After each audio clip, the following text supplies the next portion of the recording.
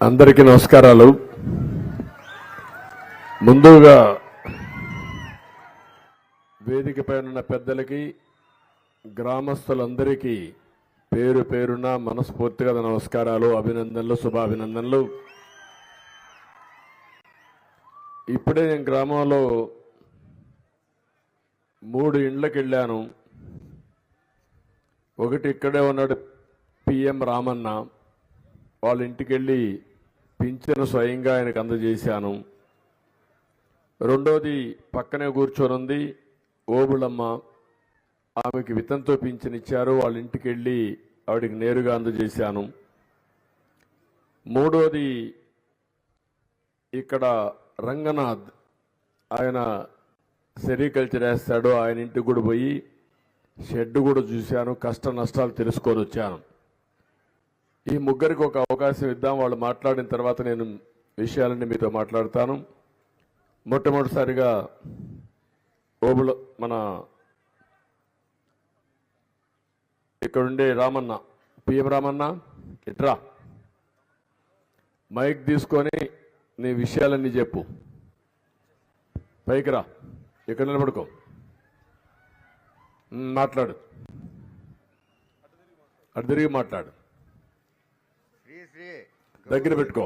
శ్రీ గౌరవనీయులైనటువంటి రాష్ట్ర ముఖ్యమంత్రి అయినటువంటి నారా చంద్రబాబు నాయుడు మన గుండుమల గ్రామానికి వచ్చేసి మాకందరికీ మనస్ఫూర్తిగా సంతోషపరిచి ఓల్డ్ పింఛన్ దుడ్లు అందరికీ ఇంటింటికి పోయి ఇచ్చేసి అందరినీ ఆనందపరిచిన ఉగాదిగా, చంద్రన్న పండుగగా ఈ పంచాయతీ అంతా ఒక ఆనంద భైరవిగా, ఆనంద ఉత్సాహాలతో, వైభోగంతో చేసినందుకు మాకంతా మనస్ఫూర్తిగా వందించే సంతోషమైనది.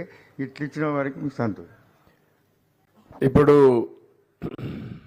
వారిని చూస్తే మీకు రామన్నకి 2 మగపిల్లలు, ఒక కూతురు. కూతుర్ని పగ్రామంలో ఇచ్చాడు. పెద్ద కొడుకు అయితే ఎంఏ చేశాడు, రెండో కొడుకు చదువుకోలేదు. పెద్ద కొడుకు అబ్బాయి కూడా, వాళ్ళ భార్య కూడా బీఈడి చేసింది, డిఈడి చేసింది, ఇక్కడ ప్రైవేట్ స్కూల్లో టీచర్గా పనిచేస్తూ ఉంది. ఈయన భార్య, ఆ పిల్లలందరూ ఉన్నారు, ఒక్కొక్కరికి 2 పిల్లలు, వాళ్ళు బాగానే చదువుకుంటున్నారు. ఈ 4,000 రూపాయల వల్ల నీకు లాభం ఏంటి? దగ్గర పెట్టుకో. లాభం సార్, దీని నుండి మేము మాకు నా ఖర్చుల కోసం నేను చేసుకుంటూ, నా సంసారం నేర్చుకుంటూ నా బతుకుతాను. నువ్వు ఇచ్చిన భిక్షాన్ని ఉంటే మేము బాగా సంతోషంగా ఉన్నాం సార్. నీకు తెలుసా ఎప్పుడు వచ్చింది పింఛన్? తెలుసా ప్రారంభమైంది సార్? ఫస్ట్ వచ్చింది 200 రూపాయలతో నుండి నాకు పింఛన్ వస్తాను సార్. 200 రూపాయలు ఇచ్చినోడు నీవే, ఒక అందమైనటువంటి ఒక ఇల్లు ఇచ్చినోడు నీవే, 1000 రూపాయలు ఇచ్చినోడు నీవే,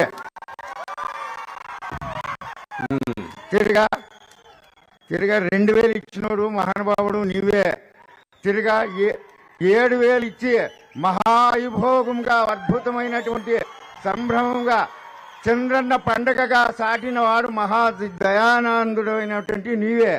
ఇప్పుడు మాకు మనస్ఫూర్తిగా 4,000 రూపాయలు ఇచ్చిన దయాసాగరుడు నీవే స్వామి. Thank you. చాలా నేను మాట్లాడతాను రమణ, కూర్చో, నేను మాట్లాడతాను, కూర్చోమా. తర్వాత ఇక్కడుండే పక్కనుండే ఓబులమ్మ గారు, ఓబులమ్మ మాట్లాడు.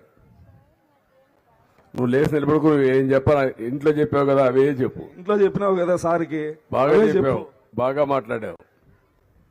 నీ పిల్లలు ఏంటమ్మా? నీ పిల్లలు ఏంటి? ఎంతమంది పిల్లలు? 4 సార్. ఏం చేస్తారమ్మా? దీనికి బెంగళూరు పోయినారు సార్. 4 బెంగళూరులో ఉన్నారు. అవునన్నయ్య, బెంగళూరు పోయినారు. వాళ్ళ ఇంట్లో ఏమి ఇది లేక పోయినారు అన్నయ్య.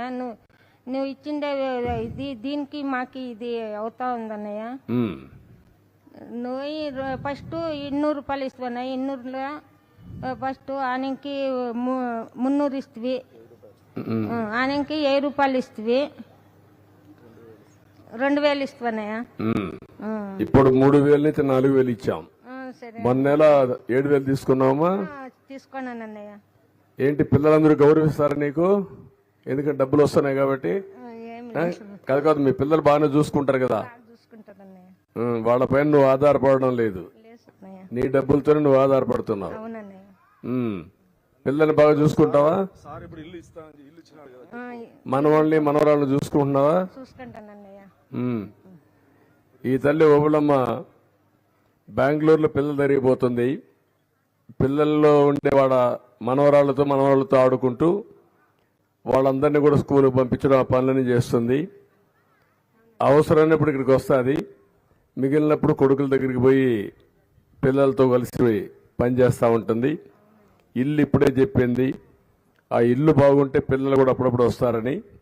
నేను కలెక్టర్కి ఆదేశాలు ఇచ్చాను. ఆ ఇల్లంతా బాగు చేసే బాధ్యత, ఇల్లు కట్టించే బాధ్యత మనం తీసుకుంటున్నాం. మంచి ఇల్లు కట్టిస్తాను కూడా హామీ ఇచ్చాను. థ్యాంక్ యూ తల్లి. కూర్చోమ్మా. మూడోది సెరికల్చర్. రాయా రంగనాథ్ రా మాట్లాడు. రంగనాథ్. సభా వేదిక మీద ఉన్నటువంటి గౌరవనీయులు, పెద్దలు, పూజ్యులు, ఆంధ్రప్రదేశ్ రాష్ట్ర ముఖ్యమంత్రి వర్యులు శ్రీ నారా చంద్రబాబు నాయుడు గారు మొట్టమొదటిసారిగా మారుమూలమైనటువంటి ఈ కే గుండుమల గ్రామానికి విచ్చేసినందుకు గుండుమల గ్రామ పంచాయతీ తరపున సార్కి కృతజ్ఞతలు, ధన్యవాదాలు తెలుపుకుంటున్నాం. సార్, ఒక ముఖ్యమంత్రి వర్యులు ఒక మారుమూల గ్రామానికి రావడం మా పంచాయతీ ప్రజలు చేసుకున్నటువంటి ఎంతో పుణ్యం. మేము కల్లో కూడా అనుకోలేదు సార్, చంద్రబాబు నాయుడు గారిని ఇలా దగ్గరగా వచ్చి మాట్లాడతామని.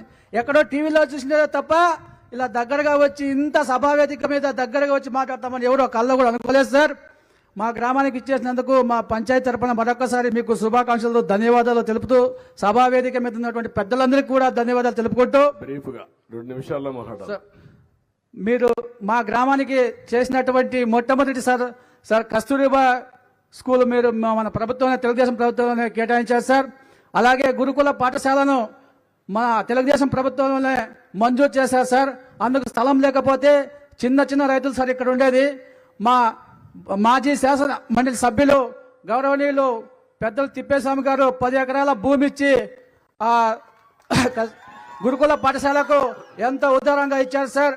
అలాగే ఆసుపత్రిని మంజూరు చేశారు సార్ మా ప్రాంతానికి. దానికి కూడా భూమి లేకపోతే దాదాపు 2 ఎకరాల భూమిని మన తిప్పేస్వామి గారు ఇచ్చారు సార్. అలాగే ఇప్పుడు వెంకటరమణ స్వామి గుడి కట్టడానికి కూడా ఒక 6 ఎకరాల ల్యాండ్ తీసి పెట్టారు సార్. దానికి మీకు సహకారం కావాలి సార్. దయచేసి మా గ్రామాన్ని అభివృద్ధి పథంలో తీసుకోండి. అలాగే సిరికల్చర్ డ్రిప్ ఇరిగేషన్ మన తెలుగుదేశం ప్రభుత్వం ఉన్నప్పుడు 2017లో 90% సబ్సిడీతో ఇచ్చేవారు సార్. ఆ సబ్సిడీని ఈ వైఎస్ఆర్ గవర్నమెంట్ వచ్చిన తర్వాత మొత్తం ఆపేశారు సార్. అసలు డ్రిప్ ఇరిగేషన్ సర్వనాశనం చేశారు సార్. అలా కాకుండా షెడ్లకు కూడా ఎక్కువ మొత్తం ఖర్చు అవుతుంది సార్. ఆ షెడ్లకు కూడా ఏమి ఇవ్వకుండా ఆపేశారు సార్. ఎన్ఆర్జీఎస్ బిల్లు కూడా ఇవ్వకుండా ఆపేశారు సార్. అలాగే ఇనిషియేటివ్ కేజీకి 50 రూపాయలు ఇచ్చి రైతులను ఆదుకున్నారు సార్. 700-800 రూపాయలు అమ్మినా కూడా మీరు వెంటనే 50 రూపాయలు ఇచ్చి ఆదుకున్నారు సార్. ఈ వైఎస్ఆర్ ప్రభుత్వం వచ్చిన తర్వాత మొత్తం 5 సంవత్సరాలు 1 రూపాయి కూడా ఇవ్వకుండా రైతులను భ్రష్టు పెట్టించే కార్యక్రమం చేశారు సార్. ఇవన్నీ తమ దృష్టిలో పెట్టుకుని మా ప్రజలందరికీ, మల్బరీ రైతులందరికీ మరియు రీలర్ కూడా ఇన్సెంటివ్ ఆపేశారు సార్. రీలర్లు కూడా ఇన్సెంటివ్ మన ప్రభుత్వం ఉన్నప్పుడు కేజీకి 120 రూపాయలు ఇచ్చేసారు, అది కూడా ఆపేశారు. రీలర్లను, మల్బరీ రైతులను కూడా పెద్ద మనసుతో ఆదుకుంటారని ఆశిస్తూ ఈ అవకాశం ఇచ్చిన పెద్దలందరికీ ధన్యవాదాలు తెలుపుకుంటున్నాం సార్. జై చంద్రబాబు, జై జై చంద్రబాబు, జై Telugu Desam. Thank you sir. Thank you. ఇప్పుడు ఇక్కడ ఒక్కలు పండించే రైతులు ఉన్నారా? ఎవరన్నా ఒకరు వచ్చి చెప్పండి. మీ కష్ట నష్టాలు ఒక్కలు పండించే రైతులు ఇట్రా.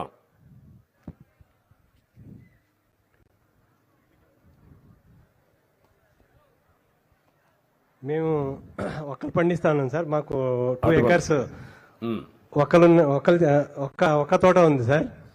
దాన్ని ప్రాసెసింగ్ చేసి మార్కెటింగ్ చేసేదానికి ఇక్కడెక్కడ వెలుసుబాటు లేకుండా కర్ణాటక రాష్ట్రానికి పోయి అమ్ముకొచ్చేదానికి చాలా ఎక్కువ ప్రయాసకు గురవుతున్నాం సార్. అది కాకుండా ఇక్కడ వర్షాభావంగా పండిస్తున్నాం కాబట్టి వర్షాలు అంతంత మాత్రంగా పడతాయి సార్. ఇక్కడ భూగర్భ జలాలు కూడా అడుగంటిపోయినాయి సార్. ఈ సమ్మర్లో కొన్ని వేల ఎకరాలు సార్ ఒక తోటలన్నీ ఎండిపోయినాయి సార్ వర్షాలు లేక.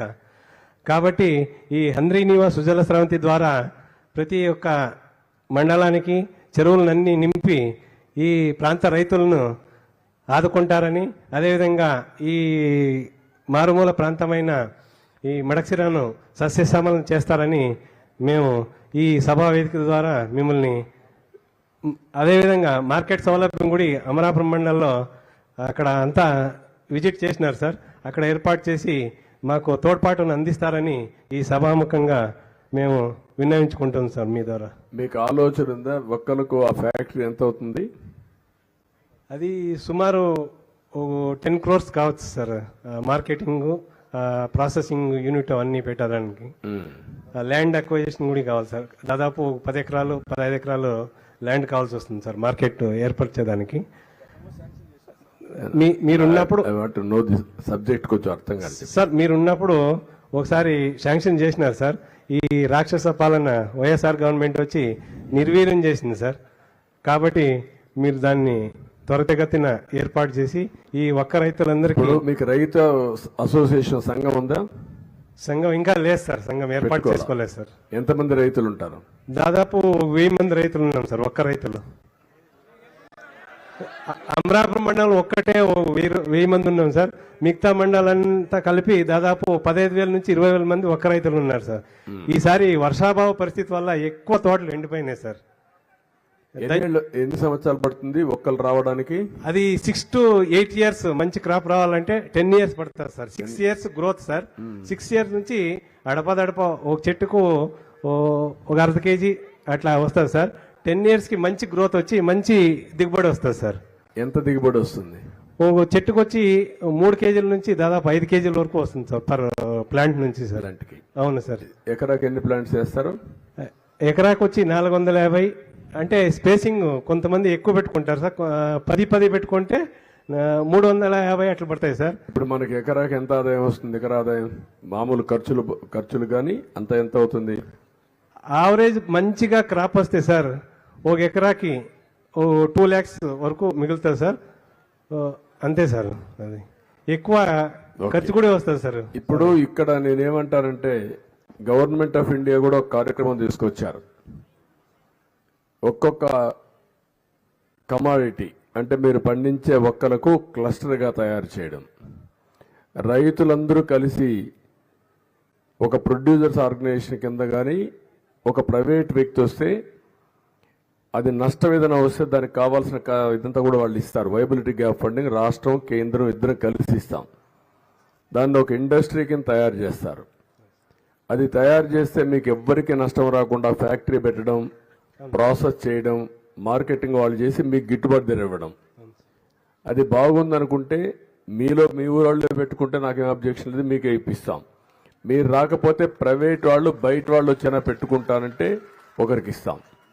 అది ఇచ్చి ఈ ఒక్కలు పండించే రైతాంగానికి న్యాయం చేయాలి, గిట్టుబాటు ధర రావాలి, శాశ్వతంగా మీ సమస్య పరిష్కారం కావాలి. అప్పుడు కావాలంటే అక్కడనే మనం ఇంకా ఎక్కువ పండించారనుకో, ఇక్కడే ఎందుకు ఒక్కలు వస్తున్నాయి, ఎక్కడ రావు పెద్దగా మన రాష్ట్రంలో. ఎందుకు అలవాటా లేకుంటే భూమిలో తేడా ఉందా? క్లైమేటేనా సార్? క్లైమేట్ వల్ల అది హాట్ క్లైమేట్ ఉంటే రాదు సార్. డిమాండ్ బాగుందా బయట? అవును సార్. అవును సార్. అవును సార్. కర్ణాటకకి వెళ్తుంది ఎంత డిమాండ్ ఉందని. కాదు సార్, పెయింటింగ్ పోతా ఉంది సార్. ఇప్పుడు పెయింటింగ్ పోతా ఉంది, బాగానే డిమాండ్ అయితే బాగుంది. అవును సార్. 40,000 35,000 అట్లా పోతుంది సార్. గ్రేడింగ్ బట్టి పోతుంది సార్. అది ఈ రెండేనా ఇంకేమైనా పంటలు ఉన్నాయి ఇక్కడ? ముఖ్యంగా సెరికల్చర్ ఒకటి, ఒక్కలు ఒకటి. దానిమ్మ ఉంది సార్. దానిమ్మ మూడోది. చింత కూడా బాగుందా? చింతకు ఇప్పుడు ఏం లేదు సార్ మార్కెట్. అది పీకదానికి ప్రాసెస్ చేసేదానికి ఎక్కువ సార్ లేబర్ చాలా, అందువల్ల అవదు సార్. ఇప్పుడు చేర్లోనే వదిలేస్తా ఉన్నారు సార్. ఇప్పుడు అవును సార్. ఇప్పుడు దానిమ్మ ఒకటి, 2 దానిమ్మ, మామిడి sir. Dryland horticulture sir. Okay, కొంచెం థ్యాంక్ యూ సార్. అచ్చా, అది ఎక్కువ వస్తుంది మళ్ళా వచ్చేది. అది హాట్ క్లైమేట్ లో రాదు. అనంతపురం జిల్లాలో హిందూపూర్, మడకసిర ఈ ప్రాంతాల్లో మాత్రం వస్తుంది. ఎకరాకు 4, మాది కూడా 15 ఎకరాలు ఉంది. ఎకరాకు 5 లక్షలు వస్తుంది. ఓకే, అందరికీ నమస్కారం. బాగున్నారు అందరూ? ఎల్లరూ చెన్నాకిద్దీరా? మీరంతా బెంగళూరు అలవాటైపోయింది. Okay, good. అందరికీ మరొక్కసారి నమస్కారాలు. ఒక జవాబుదారీ పరిపాలన ఇవ్వాలని రాష్ట్రంలో ఎన్డీఏ పరిపాలన, కేంద్రంలో కూడా ఎన్డీఏ పరిపాలన ఉంది. ఇక్కడ చూస్తే ధర్మవరం నుంచి మిత్రుడు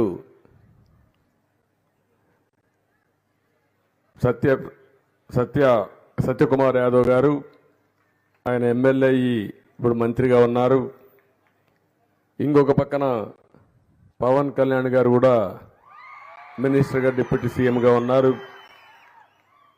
ఈ ప్రభుత్వం మీ అందరి కోసం చాలా స్పష్టంగా ఏది చేసినా ఒక జవాబుదారీతనంగా ఉండాలి, ఇంకొక పక్కన అందరికీ తెలిసే విధానాలు ఉండాలనే ఉద్దేశంతోనే ఏ కార్యక్రమం చేసినా దాన్ని ముందుకు తీసుకుపోతున్నాం. ఈరోజు మీరు చూస్తే నేను ఇక్కడికి వచ్చాను. చరిత్రలో మొట్టమొదటిసారిగా 97% పింఛన్లు ఇప్పటికే మీ అందరికీ అందజేసిన 197 మందికి.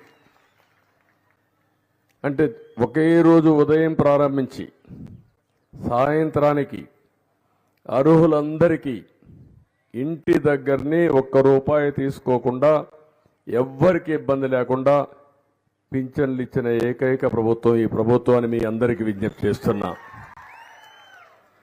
దీంట్లో కూడా మీరు ఒకసారి గుర్తుపెట్టుకోవాల్సింది, నేను కూడా నేరుగా వచ్చి మీకు పింఛన్ ఇస్తున్నానంటే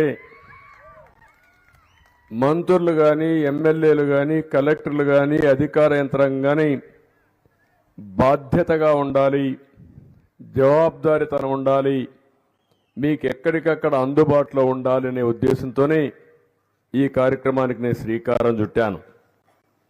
అదే మరి ఇంకొక పక్కన మీరు చూస్తే ఈ పింఛన్ అనేది ఎప్పుడూ లేని విధంగా ఇస్తున్నాం. మొట్టమొదటిసారిగా నందమూరి తారక రామారావు గారు మొట్టమొదటిసారి ప్రారంభించారు. 84-85లో ₹35 ప్రారంభించాం. ఇప్పుడు ₹4,000 వరకు మీకు పింఛన్ ఇచ్చే అవకాశం వచ్చింది. ఆ తర్వాత నేను 35 నుంచి ₹70 చేశాను. మళ్ళీ 2014 నేను ముఖ్యమంత్రి అవుతానే 200 నుంచి ₹1,000 చేసి, 1000 నుంచి ₹2,000 చేసి, ఇప్పుడు ₹3,000 నుంచి ₹4,000 చేసిన ఏకైక ప్రభుత్వం ఈ ప్రభుత్వం మీ అందరికీ. మొన్న నెలలో మీరు చూశారు, మీ అందరి కోసం ₹7,000 ఇచ్చాం. నేను ఒక మాట చెప్పాను, ఏప్రిల్ నుంచే మీకు పింఛన్లు ఇస్తామని చెప్పి ₹7,000 ఒక నెలలో పింఛన్ ఇచ్చిన పార్టీ ఈ ఎన్డీఏ పార్టీ. ఇంకొక పక్క అందరికీ పెంచాం, ఒకరిద్దరికి కాదు. సమాజంలో మీరు చూస్తే వృద్ధులున్నారు, వితంతులు ఉన్నారు, ఇలాంటి వాళ్ళందరికీ ₹4,000 ఇస్తున్నాం. వికలాంగులు ఉన్నారు, వాళ్లకు 3,000 ఉంటే ఒకేసారి 6,000 చేసింది ఈ ప్రభుత్వం. ఆ విషయం కూడా మీరు గుర్తుపెట్టుకోవాలి, ₹6,000 చేశాం. ఇంకొక పక్కన మీరు ఒకసారి చూస్తే ఎవరైతే సైనిక్ వెల్ఫేర్ పర్సన్స్ కానీ అలాంటి వాళ్ళకు కూడా ₹5,000 ఇస్తున్నాం. వీళ్ళు కాకుండా కొంతమంది ఎవరైతే ఈరోజు పెరాలసిస్ వచ్చి లేకపోతే ఇబ్బందుల్లో ఉండే వాళ్ళందరికీ ₹15,000 పింఛన్లు ఇస్తున్నాం. అంటే ఒక వ్యక్తికి మీరు ఊహించుకోవాలి, అంత మునుపంతా కూడా అలాంటి వాళ్ళు చాలామంది బయట రాలేరు, బెడ్కే పరిమితం అవుతారు, మంచానికే పరిమితం అవుతారు. వాళ్ళు చూసుకోవడానికి ఇంకొకరు కావాలి, ఓసారి విధి వక్రీకరిస్తుంది. అలాంటప్పుడు వాళ్ళు సఫర్ కావడమే కాకుండా కుటుంబ సభ్యులు కూడా సఫర్ అయ్యే పరిస్థితి వచ్చినప్పుడు ఆ కుటుంబాన్ని ఆదుకోవాలని ఒక్కొక్కరికి ₹15,000 పింఛనిచ్చిన ప్రభుత్వం ఈ ప్రభుత్వం అని చెప్పి కూడా నేను మీకు తెలియజేస్తున్నా. ఎవరికైనా లెప్రసీ కానీ ఇవన్నీ ఉంటే వాళ్ళకు ₹6,000 ఇస్తున్నాం. దాన్ని కూడా ఆదుకుంటున్నాం. ఇంకొక పక్కన మీరు చూస్తే చాలా మందికి కిడ్నీ సమస్య ఇలాంటి సమస్యలు వచ్చుంటే అలాంటి వారికి 10,000 రూపాయలు ఇస్తున్నాం. ఒక బాధ్యత కలిగిన ప్రభుత్వం ఆ బాధ్యతతో ప్రతి ఒక్కరిని ఆదుకోవడం కోసం ముందుకు పోతూ ఈ కార్యక్రమానికి శ్రీకారం చుట్టాం. మీరందరూ ఒక్కసారి ఆలోచిస్తే పోయిన నెల 4,408 కోట్ల రూపాయలు ఇచ్చాం. ఈ నెల 2,737 కోట్లు ఇస్తున్నాం. మొత్తం కలిసి రాష్ట్రంలో 33,500 కోట్ల రూపాయలు సంవత్సరానికి పింఛన్లు ఇచ్చే ఏకైక ప్రభుత్వం భారతదేశంలో ఈ ప్రభుత్వం అని చెప్పి కూడా నేను మీకు తెలియజేస్తున్నా. ఈరోజు ఇక్కడ ఈ గ్రామంలో కూడా మనం ఒకసారి చూస్తే మీ గుండుమల గ్రామంలో 398 మందికి ఇస్తున్నాం. 16,82,000 రూపాయలు ఒక పింఛనికే ఇస్తున్నామంటే అది పేదవాళ్లపైన ఈ ప్రభుత్వానికి ఉండే ప్రేమ, ఒక కమిట్మెంట్తో ఇస్తున్నాం తప్ప ఇంకోటి కాదు. మీరు ఒక విషయం మనం గుర్తుపెట్టుకోవాల్సింది, ఈ ప్రభుత్వం పేదల ప్రభుత్వం, మీకు అండగా ఉంటాం.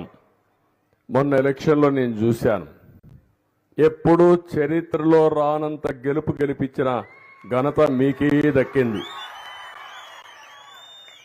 ఉమ్మడి అనంతపూర్ జిల్లాలో 14 సీట్లుంటే 14 గెలిపించారు. 2 పార్లమెంట్లుండే 2 పార్లమెంట్లు గెలిపించారు. 8 ఉమ్మడి జిల్లాలో 100% సీట్లు గెలిపించారు. రాష్ట్రంలో ఎన్ని సీట్లు నిలబడితే 93% కూటమిని గెలిపించారు. అంటే 93% గెలిపించారు. కడాన ప్రతిపక్షంలో ఉండే వైఎస్ఆర్ కాంగ్రెస్ పార్టీకి 11 సీట్లే వచ్చాయి. ఆ 11 సీట్లలో కూడా 7 సీట్లు మన రాయలసీమ నుంచే వచ్చాయి. ఎందుకంటున్నానంటే ఈ మాట, రాయలసీమకు ద్రోహం చేసిన వ్యక్తులకు మీరు ఓట్లేసి గెలిపించారు, కొన్నన్నా గెలిపించారు. మీరు ఒక విషయం గుర్తుపెట్టుకోవాలి, పాలన ఎలా ఉండకూడదో 5 ఏళ్లు పాలన మీరు చూశారో అలాంటి వ్యక్తులు వాళ్ళు. ఈరోజు పాలన ఏ విధంగా ఉండాలనో చేసి చూపించే కూటమి ఈరోజు మేమని చెప్పి నేను మీకు తెలియజేస్తున్నా. అందుకే ఏ పని చేసినా జవాబుదారీగా తనంగా చేస్తాం. ఇప్పటికే మీరు చూస్తే వర్షం కూడా పడతా ఉంది, శుభ సూచకం. ఈరోజు పర్ల వరుణదేవుడు కరుణించాలి, కానీ కొంచెం మబ్బులైతే ఉన్నాయి. గడిచిన 5 సంవత్సరాలు చరిత్రలో చూడనటువంటి నష్టాన్ని మనం చూశాం. అన్ని వ్యవస్థలు నిర్వీర్యం అయిపోయినాయి. అన్ని వ్యవస్థలు నిర్వీర్యం చేశారు. అవినీతి, విధ్వంసం, అదే మరిగా అసమర్థ పాలన వల్ల బంగారు లాంటి రాష్ట్రాన్ని పూర్తిగా నిర్వీర్యం చేసే పరిస్థితికి వచ్చారు. విధ్వంసం అయితే పరాకాష్ఠకి వెళ్లే పరిస్థితికి వచ్చింది. ఎక్కడ చూసినా దోపిడీ ఇష్టానుసారంగా చేశారు.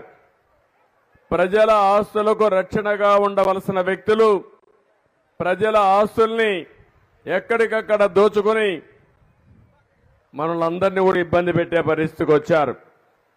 ఎవరైతే ప్రభుత్వంలో ఉండే వ్యక్తులు ప్రభుత్వ ఆదాయాన్ని పెంచాలి, సంపద సృష్టించాలి, సృష్టించిన సంపద ద్వారా వచ్చే ఆదాయాన్ని మళ్ళా పేదవాళ్ళకి ఇవ్వాల్సిన అవసరం ఉంది.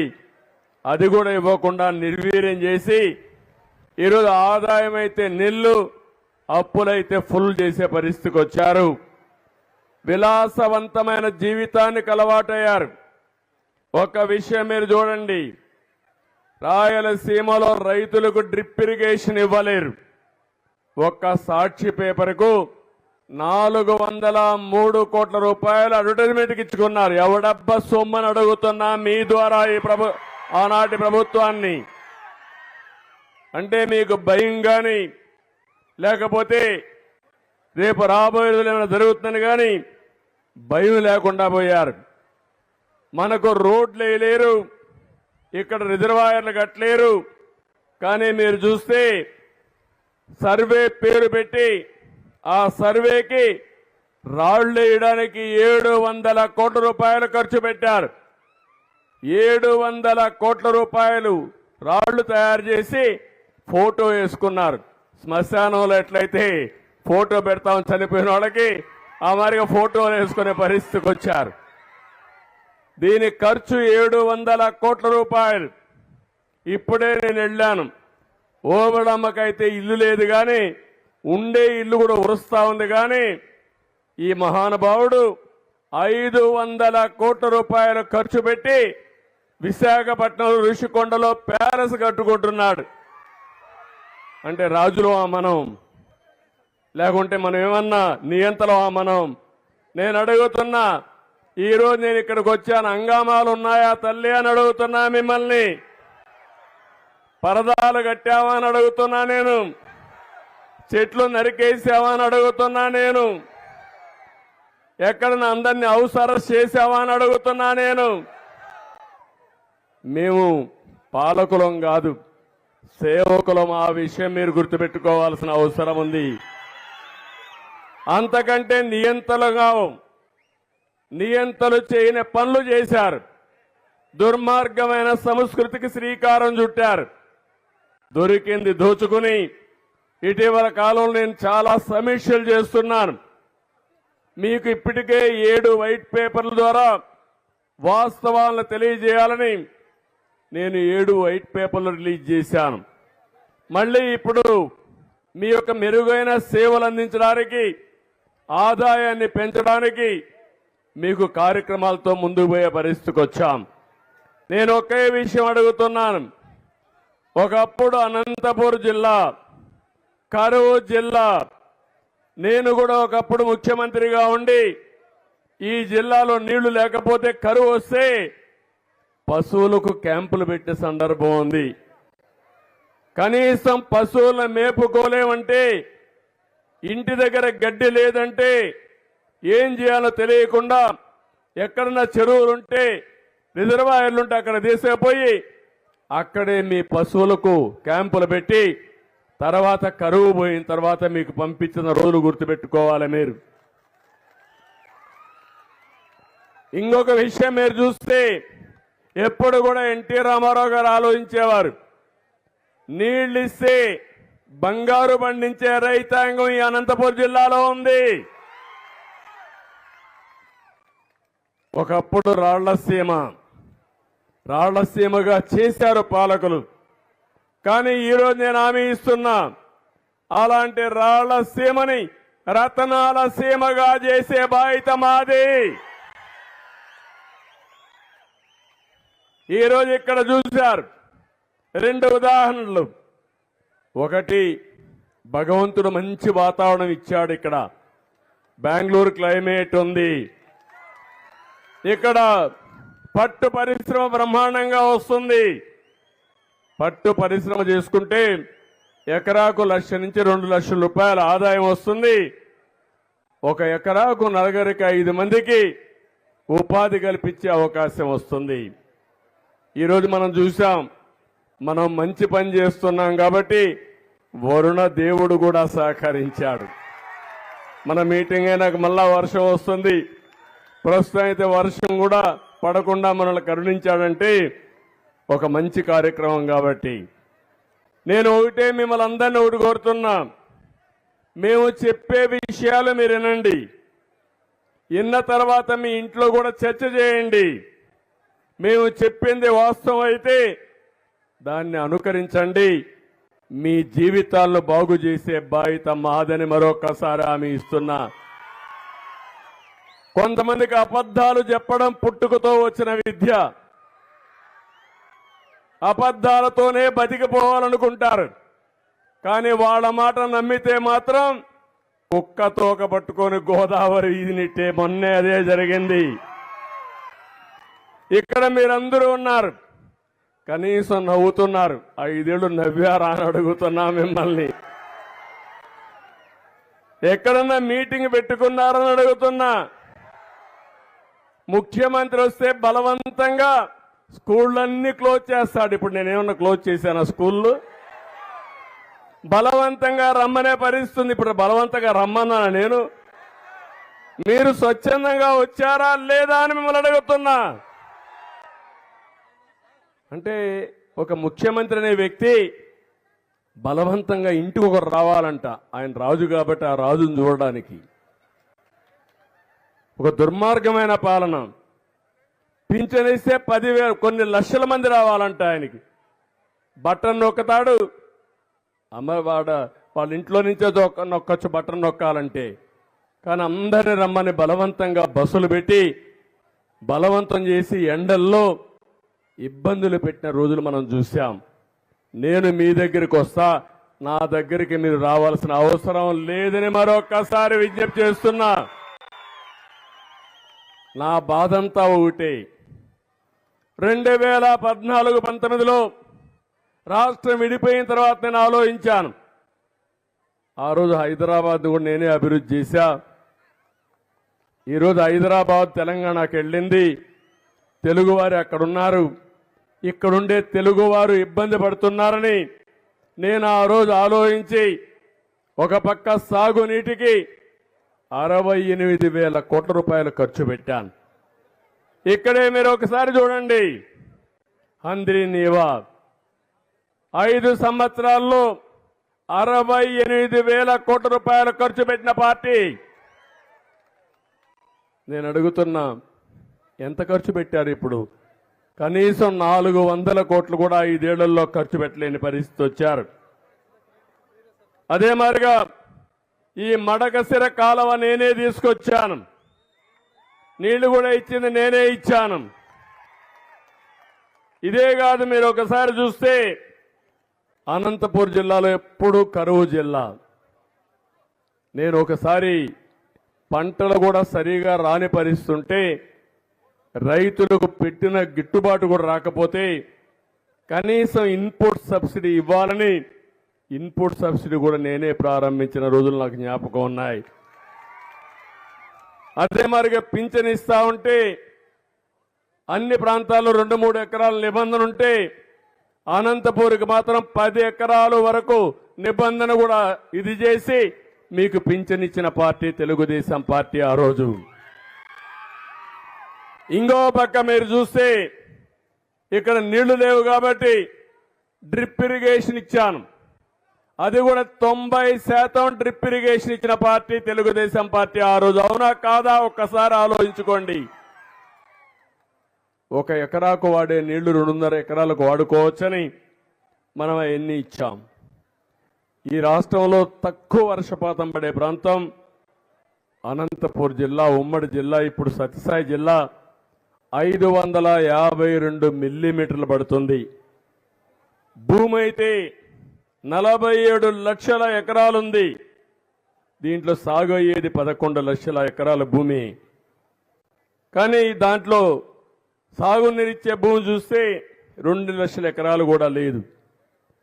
5 ఏళ్లలో మీరు ఒకసారి చూసినప్పుడు 12,500 కోట్ల రూపాయలు ఖర్చు పెట్టి హంద్రీ నీవా అక్కడి నుంచి మీరు చూసినప్పుడు మొత్తం అన్ని ప్రాజెక్టులు కూడా జీడిపల్లి కానీ, బైరివాని తిప్ప కానీ, ఇంక పేరూరు కానీ, జీడిపల్లి, పేరూరు, గొల్లపల్లి రిజర్వాయర్ని, గుంతకల్లు, మడకసిర బ్రాంచ్ కెనాల్ని, చెర్లోపల్లి, మారాల ఇవన్నీ నేనే ప్రారంభించాం. దాని అన్ని చాలా వరకు పూర్తి చేశాం. ఒకసారి లాభం మీరు ఒకసారి చూస్తే ఒక్క గొల్లపల్లి రిజర్వాయర్ని పూర్తి చేసి కియా మోటార్ని తీసుకొచ్చి కరువు జిల్లా ఎడారిగా మారిపోతుందనే జిల్లాలో కియా మోటార్ని పరిగెత్తించిన ఘనత ఆనాటి ప్రభుత్వం. అవునా కాదా అని మిమ్మల్ని అడుగుతున్నా.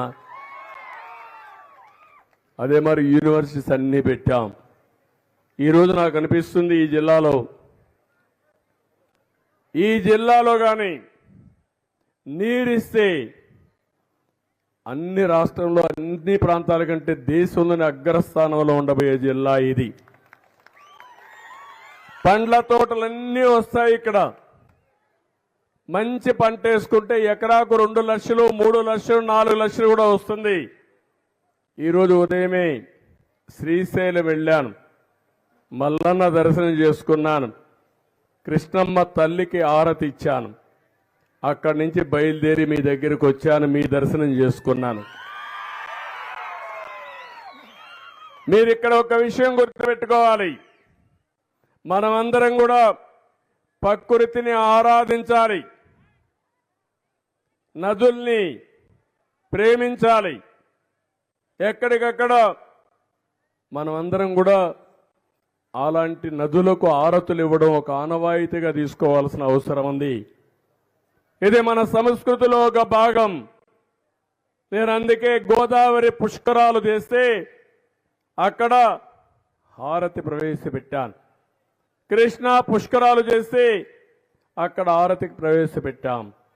ఆ హారతి పుష్కరాల సందర్భంలో ఘాట్లు కట్టి ఆ నదిలో పుణ్యస్థానాలు చేసి తద్వారా మనం దేవుణ్ణి ప్రార్థించాం. ఎక్కడైతే పుష్కరాలు జరుగుతాయో అక్కడ దేవతలందరూ వస్తారని మన పూర్వీకులు చెప్పిన మాట, అది వాస్తవం అని కూడా నేను మీ అందరికీ తెలియజేస్తున్నా.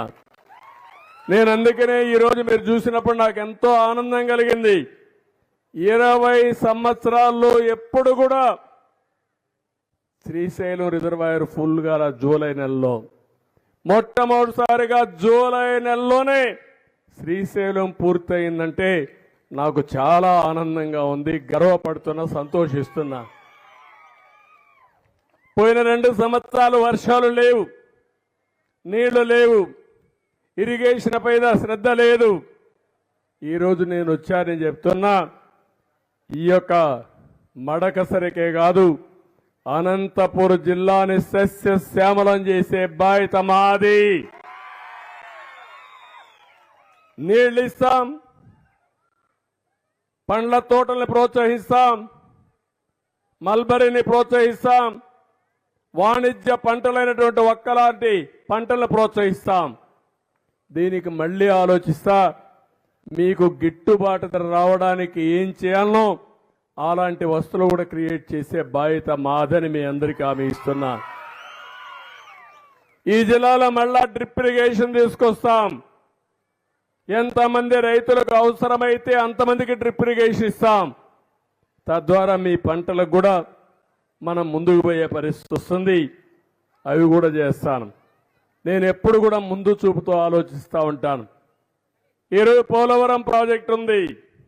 ఆ పోలవరం ప్రాజెక్టు పూర్తి చేసి నదుల అనుసంధానం చేస్తే ఈ రాష్ట్రానికి కరువు అనే మాట ఉండదు. ప్రతి ఒక్క ఎకరాకు నీళ్లు ఇచ్చే పరిస్థితి వస్తుంది. మీరు ఒక్క చెట్లు వేశారు, వేసిన తర్వాత ఒకసారి వర్షం రాకపోతే ఎండిపోయే పరిస్థితి వచ్చింది. అదే కానీ అందరి నీవా పూర్తి చేసి నీళ్లు తీసుకొచ్చి ఏ రైతు అయితే ఒక్క వేసుకోవాలంటాడో అలాంటి వాళ్ళందరికీ ఇవ్వగలిగితే ఎంత ఆదాయం వస్తుంది, ఎంతమందికి ఉపాధి వస్తుంది, మీ జీవితాలు ఏ విధంగా మారతాయో ఒక్కసారి ఆలోచించుకోవాల్సిన అవసరం ఉంది. మన భవిష్యత్తు మార్చుకోవడం మన చేతుల్లో ఉంది. నేను అందుకే ఒక మాట చెప్పాను, నీరు సంపద సృష్టిస్తుంది, ఆ సంపద ఆదాయాన్ని పెంచుతుంది. ప్రభుత్వానికి ఆదాయం వస్తే ఈ నిరుపేదలకి పింఛన్లు ఇచ్చేదానికి అవకాశం వస్తుంది, ఈ పిల్లల్ని బాగా చదివించడానికి అవకాశం వస్తుంది. ఆదాయం రాకపోతే అప్పులు తెస్తే అప్పుల ఉబ్బులో కూరకపోతాం. గడచిన 5 సంవత్సరాలు జరిగిన పాలన మీరు చూస్తే 9,74,000 కోట్ల రూపాయలు అప్పు చేశారు. 72,000 కోట్ల రూపాయలు సంవత్సరానికి వడ్డీ అసలు మనం కట్టాలి. అంటే ఎక్కడ తెస్తామని అడుగుతున్నాను నేను. కానీ ఇప్పుడు తప్పదు, మనం కష్టపడాలి, అప్పు కట్టాలి, మళ్ళా మీకు సంక్షేమాన్ని చేయాలి. అందుకే నేను మిమ్మల్ని అందరినీ కోరేది, దుర్మార్గుల వల్ల మన జీవితాలు ఎంత నష్టపోతాయో ఇది ఒక ఉదాహరణ అని చెప్పి నేను మీకు తెలియజేసుకుంటున్నా. ఇంకొక విషయం కూడా నేను మిమ్మల్ని అందరికీ విజ్ఞప్తి చేస్తున్నాను. నా ఆలోచన ఒకటి, పేదరిక నిర్మూలన జరగాలి. ఈరోజు ఈ ఊరికి వచ్చాను. ఈ ఊర్లో జీరో పావర్టీ చూడాల్సిన బాధ్యత మీ అందరిపైన ఉంది. దాన్ని సాధించడం కోసం మీకు సహకరించే బాధ్యత నాదని మీ అందరికీ హామీ ఇస్తున్నా. పేదవాళ్ళందరికీ పింఛన్లు ఇస్తేనో సంక్షేమ కార్యక్రమాలు ఇస్తానో సమస్య పరిష్కారం కాదు, కానీ అవి ఇవ్వాలి. శాశ్వతంగా పేదరికం పోతే మీ ఆర్థిక వెసులుబాటు వస్తే చాలా వరకు న్యాయం జరిగే పరిస్థితి వస్తుందని చెప్పి కూడా నేను మీకు తెలియజేసుకుంటున్నా. అందుకని ఇంకో పక్క ఈరోజు నేను ఇక్కడికి వచ్చినప్పుడు ఇప్పుడే రాజుగారు కొన్ని విషయాలు చెప్పారు. ఎమ్మెల్యేగా ఉన్నటువంటి రాజుగారు ఇక్కడ నాయకులందరూ అందే నీవా పథకంలో భాగంగా ఉండే మడకసర నియోజకవర్గంలో గుడిబండ మండలం రాళ్లపల్లి వద్ద, మళ్ళీ రోడ్ల మండలం రత్నగిరి వద్ద రిజర్వాయర్లు కట్టించే బాధ్యత మాది. ఈ 2 రిజర్వాయర్లు పూర్తి చేస్తే ఈ ప్రాంతానికి సాగునీరు, త్రాగునీరు సమస్య పూర్తిగా పరిష్కారం అవుతుంది. మడకసిరి దగ్గర అనంతపురం వద్ద ఏపీఐసి కోసం 1600 ఎకరాలు భూమి ఉంది. అవసరమైతే ఇంకా 1 ఎకరాలు సమీకరించి నేను ఒకటే చెప్తున్నా, ఒక ఇండస్ట్రియల్ క్లస్టర్ని తీసుకొచ్చే బాధ్యత మేము తీసుకుంటాం. ఇక్కడ ఉండే వాళ్ళందరూ బెంగళూరుకి వెళ్తున్నారు. తప్పదు, వెళ్ళాలి. 10 రూపాయలు సంపాదించుకొని వద్దాం.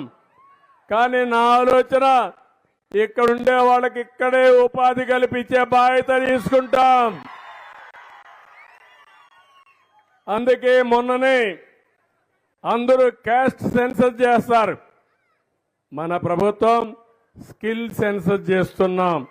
నైపుణ్యాన్ని బేరే చేసి మా తమ్ముళ్ళు యువతున్నారు, చాలా ఉత్సాహంగా ఉన్నారు.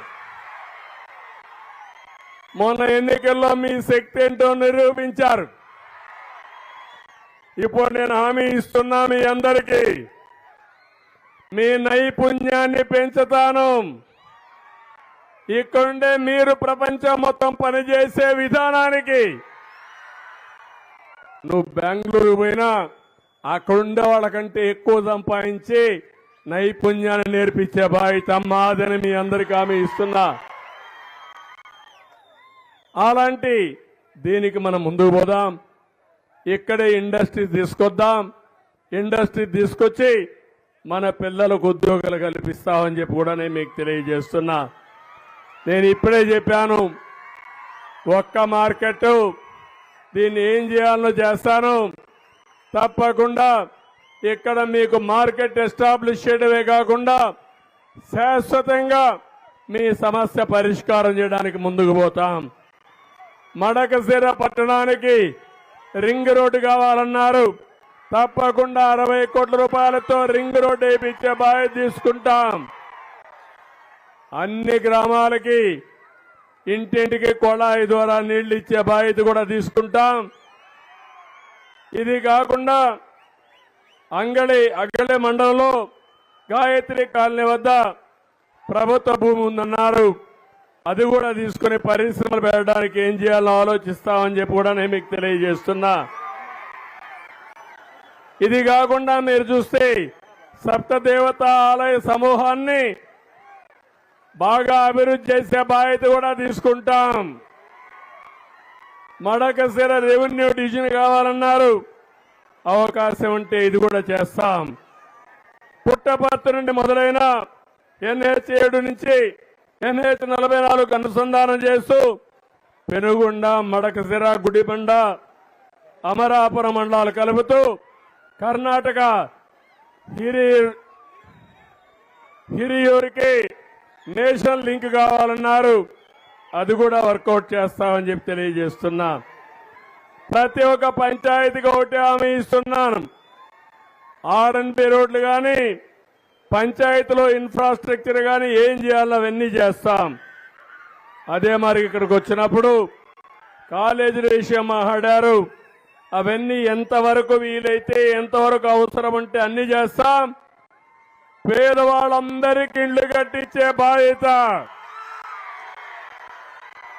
ప్రభుత్వం తీసుకుంటాం. గ్రామీణ ప్రాంతాల్లో 3 సెంట్లు ఇంటి జాగా ఇస్తాం. పట్టణ ప్రాంతాల్లో 2 సెంట్లు ఇస్తాం. ఇప్పుడు కట్టే ఇండ్లు కాకుండా కొత్తగా కట్టే ఇండ్లకు 4 లక్షల రూపాయల ఆర్థిక సహాయం చేసే బాధ్యత ప్రభుత్వం తీసుకుంటుందని చెప్పి కూడా నేను మీకు తెలియజేస్తున్నా. ఈ రోజే సుప్రీంకోర్టు అయితే ఒక జడ్జిమెంట్ ఇచ్చారు. ఏదైతే నేను 96లో సామాజిక న్యాయం కోసం ఏబిసిడి కేటగరైజేషన్ తీసుకొచ్చాను. దాన్ని ఈరోజు సుప్రీంకోర్టు తీర్పిస్తూ ఆ రోజు చేసే నిర్ణయం సబబైన నిర్ణయం, న్యాయమైన నిర్ణయం, చట్టబద్ధత ఉందని చెప్పడం జరిగింది. మేము ఎప్పుడు కూడా సామాజిక న్యాయం కోసం ముందుకు పోయాం. సమాజంలో ఉండే అన్ని కులాలకి, అన్ని మతాలకి, అన్ని ప్రాంతాలకు న్యాయం జరగాల్సిన బాధ్యత ఉంది. ఇటీవల ప్రధానమంత్రి గారు కూడా నరేంద్ర మోడీ గారు ఎస్సీస్కు ఏబిసిడి కేటగరైజేషన్ ఆమోదించారు. ఇది శుభ పరిణామం. నేను ఒకటి హామీ ఇస్తున్నా, ఎవరికి అన్యాయం జరగకుండా అందరికీ న్యాయం జరిగేట్టుగా ఏబిసిడి కేటగరైజేషన్ ద్వారా సామాజిక న్యాయం చేసే బాధ్యత మేము తీసుకుంటామని మీ అందరికీ హామీ ఇస్తున్నా. ఇలాంటి కార్యక్రమాలు చేసి ఈరోజు మిమ్మల్ని అందరినీ చూస్తా ఉంటే వర్షం పడతా ఉంది. కుర్చీ